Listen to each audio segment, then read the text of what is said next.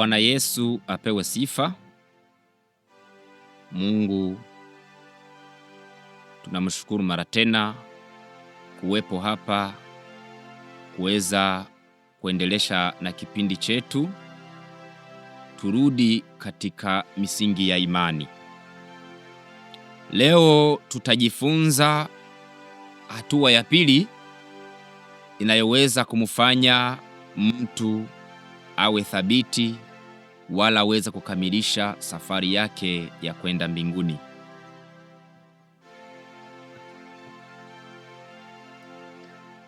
Kwa hivyo kabla ya kuanza kipindi kama kawaida yetu, lazima tuombe Mungu.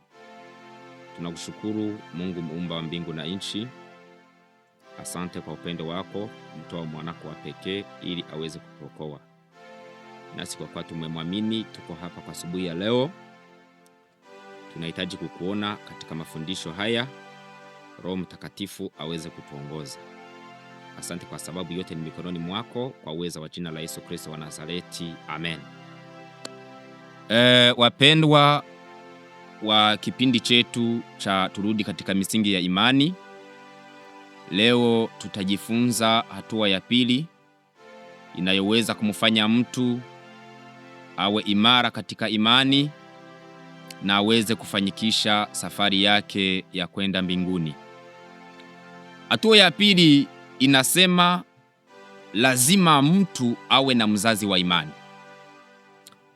Tangu zamani mzazi alikuwa na majukumu ya kumlea mtoto, kumuelekeza, kumufundisha mila na desturi, na pia kumuongoza na kumshauri ili aweze kukomaa, kukua akiwa na hali nzuri ambayo itafurahisha kijamii.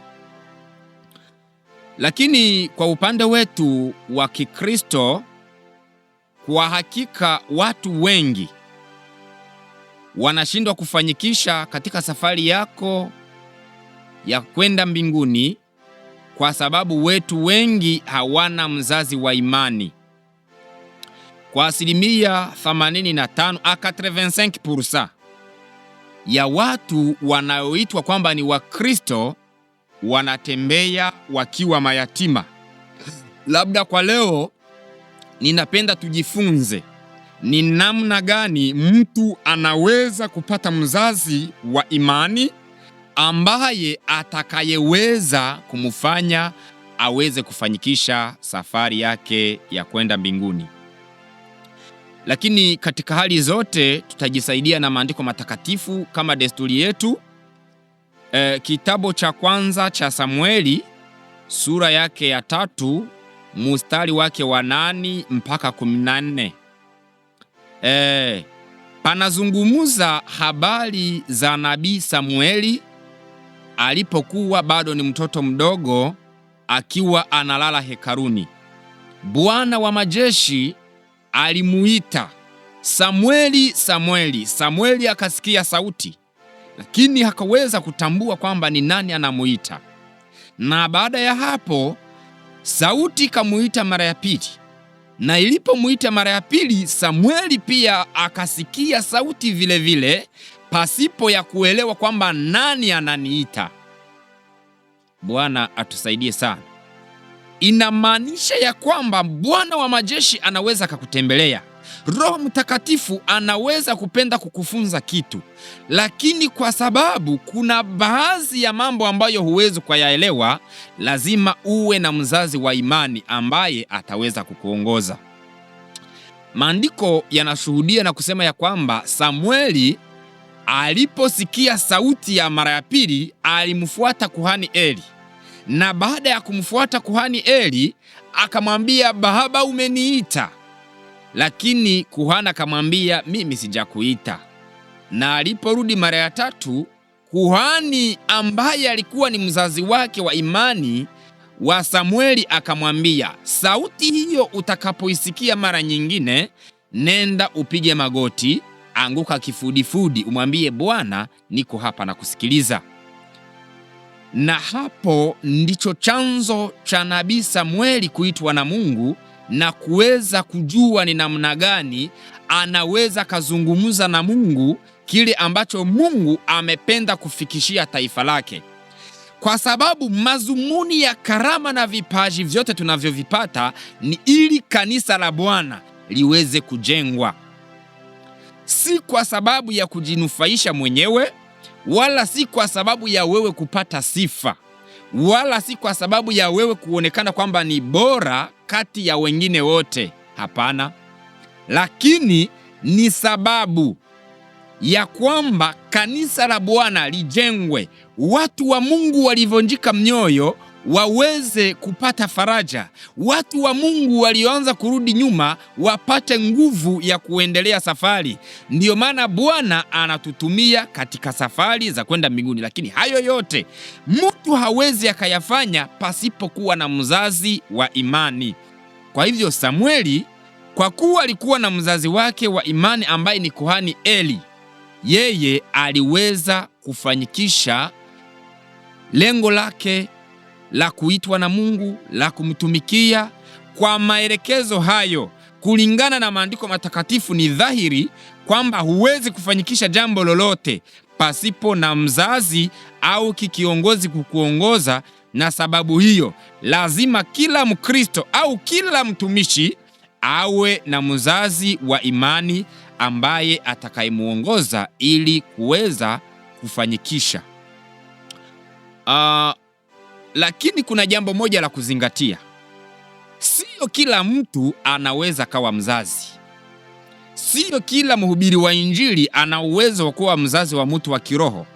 Sio kila pastere, sio kila mtumishi ana uwezo wa kuwa mzazi wa mtu. Lazima ikumbukwe kwamba vipo vigezo ambavyo vinamfanya mtu aweze kuwa mzazi wa mtu. Kigezo cha kwanza, mtu ili aweze kuwa mzazi wa mtu na yule mtu awe na mafanikio, lazima yule mzazi awe na sifa njema kwa watu, kwa majirani, kwa kazi zake, kwa ushuhuda wake, kwa huduma yake, awe na sifa njema. Hiyo itamfanya yule mtoto atakayelea na yeye aweze kuwa na sifa njema kama baba yake.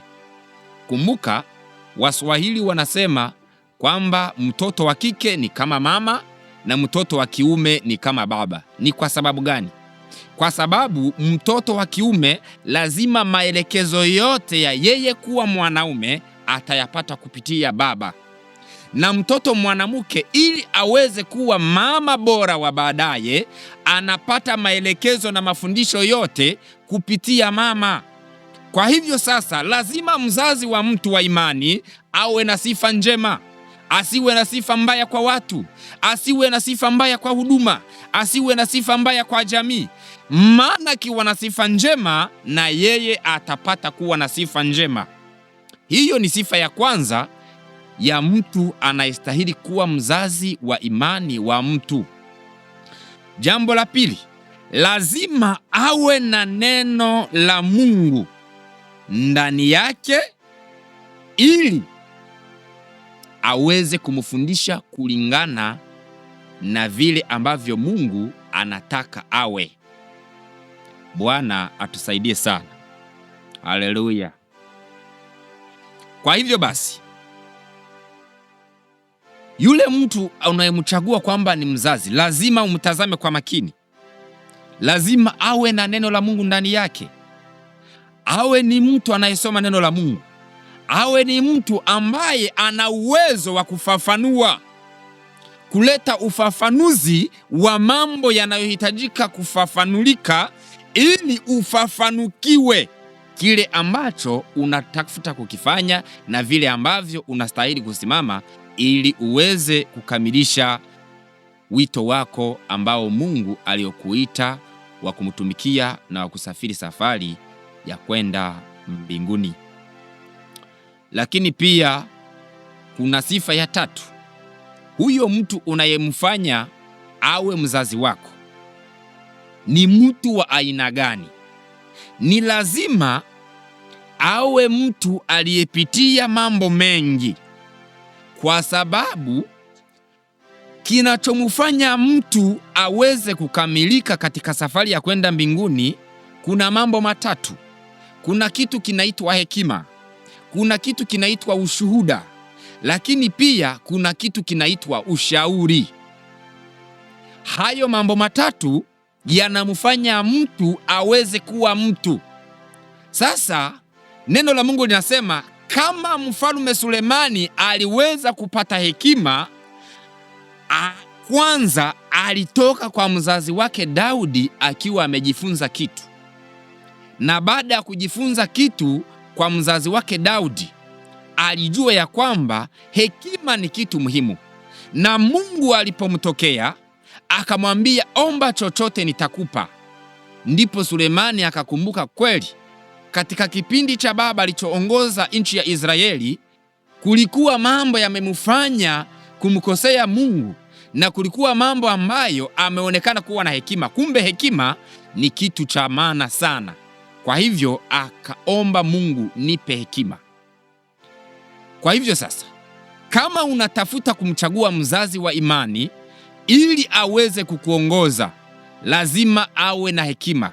Amepitia mambo mengi, ana ushuhuda ndani yake ya kwamba aweze kukushuhudia kwa habari zilizotokea na majibu yaliyotokea kwa ule uamuzi uliofanyika kwa kipindi hicho. Lakini pia lazima awe mtu wa hekima, ili kupitia hekima yake yale mambo yasiyoweza kutambulika kwa akili ya kibinadamu yaweze kutambulika kwa hekima, na akuongoze uweze kuendelea na safari yako ukiwa salama. Bwana atusaidie sana. Jambo la tatu ambalo kabisa ni la mwisho linaloweza kukufanya wewe umchague mtu kuwa mzazi wa imani, lazima awe na muda wa maombi. Huwezi ukamfanya mtu kuwa mzazi wako wa imani mtu ambaye hana muda wa maombi. Bwana Yesu apewe sifa. Jambo la nne linaloweza kukufanya uweze kumchagua mtu kuwa mzazi wa imani, lazima huyo mtu awe na muda wa maombi. Muda wa maombi kwa mtu ambaye atakayekuwa mzazi wa imani ni muhimu, kwa sababu neno la Mungu linasema kwamba Bwana ametuweka kuwa wafalme na makuhani, na kuhani wa mtu anapelekewa shida, anapelekewa matatizo, anapelekewa habari ambazo lazima awe na muda wa kuzifikisha kwa Bwana, na awe na muda wa kumsikiliza Bwana anasema nini kwa sababu ya yule mtu. Sasa mtu anastahili kuwa mzazi wa imani ni yule mtu ambaye ana muda wa maombi. Pale ambapo unapoenda kumweleza shida zako, pale ambapo unapoenda kumuomba msaada wa maombi, lazima yule mzazi wako wa imani awe na muda wa kumwendea Mungu, kwenda kumulilia Mungu, kuuliza kwa sababu ya kanisa, kumuuliza Mungu kwa sababu ya kondoo, kumuuliza Mungu kwa sababu ya mtu mwenye shida, ili apate na muda wa kumsikiliza Mungu. Mungu amwambie yule mtu anahitajika kufanya nini, wapi ameteleza, nini inamsumbua, na solution, suluhisho la hayo matatizo yote kwa mtu huyo yatakuwa nini. Na jambo la pili, lazima ufahamu kwamba Mungu anapomuita mtu ana lengo. Mtu haitwi kwa sababu ya kukaa kanisani, wala mtu haitwi kwa sababu ya kuingia na kutoka. Kila mtu kwa wito wake ana mahali ambapo Mungu anatarajia kumufikisha. Sasa lazima huyo mzazi asiwe mtu mwenye wivu, kwa sababu pale mzazi wa imani anapopanda mlima kumuomba Mungu, kumuuliza habari zako, Mungu anamupa maelekezo ya wewe utatembea namna gani na hatima yako wito wako unaelekea wapi. Yawezekana kwamba Bwana akakuita kwa kukupaka mafuta ambayo ni zaidi, kukusafirisha huku na huku, kukuinua kwa viwango vingine, kwa viwango vikubwa ambavyo ni tofauti na ule mzazi wako. Endapo ikatokea ya kwamba huyo mzazi wako ni mtu mwenye wivu, kisha kujua nyota yako, ataanza tafuta namna gani ya kukupiganisha, atatafuta namna gani ya kukushusha chini, atatafuta namna gani ya wewe kukuvunja na kukutupilia mbali, ili usifikie malengo ambayo Mungu aliweza kukuitia. Ndiyo maana kama unatafuta mtu kuwa mzazi wako wa imani, huyo mtu asiwe na wivu ndani yake, asiwe na alama ya wivu ndani yake, kwa sababu akiwa na wivu ataweza kusababisha safari yako isifike mbali. Lakini akiwa ni mtu mwenye kujaa upendo wa Mungu, mwenye kujaa huruma na rehema, akishajua kwamba Mungu amekuita kwa malengo makubwa, atakuunga mkono bega kwa bega, atakuongoza, atakuombea, atakushauria kwa hekima ambayo Mungu amempatia, atakufanya wewe uweze kufanyikisha yale malengo ambayo Mungu ameweza kukuitia. Na hiyo ndiyo faida ya kuwa mzazi. Unaweza ukaona ndoto, unaweza ukaona maono, wala unaweza ukapewa unabii. Bwana tusaidie sana. Lakini unabii huo unahitaji uongozi. Ndoto hiyo inahitaji ufafanuzi. Maono hayo yanahitaji mtu wa kukuelekeza kwamba Bwana wa majeshi ametaka kukwambia kitu fulani, na malengo ya hili jambo ni 1, 2, 3, na akuelekeze. Faida ya kuwa na mzazi, lazima ajue maisha yako ya kiroho, ajue maisha yako ya kimwili, ili aweze kukuongoza. Maana huwezi kufanyikisha maisha ya kiroho pasipo kufanyikisha maisha ya kimwili. Na ukikumbuka hivyo, utajua ya kwamba hakuna mtoto anayeweza kuwa na kuishi pasipo kuwa na mzazi wa kiroho, ili aweze kufanyikisha katika safari ya kwenda mbinguni. Kwa hivyo, wapendwa wasikilizaji, kama wewe bado ni yatima wa kiroho, lazima mtafute mzazi wa imani. Lakini baada ya hapo, utafute mzazi mwenye kuwa na vigezo vyake, maana watu wengi wameumia na wengine wamerudi nyuma. Na mpaka sasa kuna watu wengi wanakufa na dhambi, wanashindwa kutubu kwa sababu walienda kutubu hapo mwanzoni kwa watu ambao hawana sifa za kuwa mzazi wa imani, na baada ya kutubu wakapata madhara mengi. Wengine walitubu vikahubiriwa kanisani, wengine walitubu wakasikia yale maneno kwa wake za wachungaji, wengine walisema siri zao zikazagaa mtaani. Kwa sababu gani? Unaanza vunjika moyo. Ni kwa sababu yule mtu aliyemwamini alikuwa hana sifa na vigezo vya kuweza kuwa mzazi wa imani. Maana kuwa mzazi wa imani ni kubeba majukumu makubwa. Na kama wewe ni msafiri pamoja na mimi kusafiri katika safari ya kwenda mbinguni, ni lazima uwe na mzazi wa imani.